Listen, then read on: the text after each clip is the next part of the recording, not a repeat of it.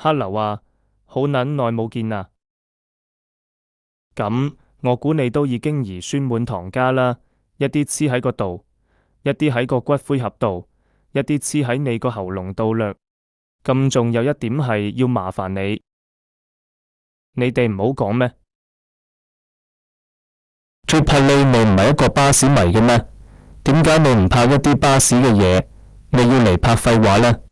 你冷靜 OK，我絕對唔想睇到呢啲嘢咁。今日我哋要嚟睇嘅就係地獄 get。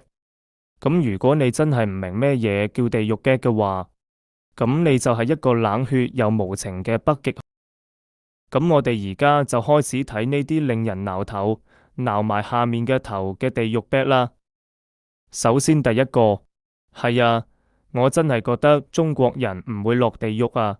地獄係一個懲罰人嘅地方，但佢哋中國人最多算係搬屋。其實我唔明嘅係，我可唔可以播呢條片啊？我唔明嘅係，點解我要 cap 呢張相呢？大寫嘅英文字母有幾多個呢？25個，點解呢？因為大 S 死咗。唔理咁多，我落咗地獄先啦。我哋下次再見啦。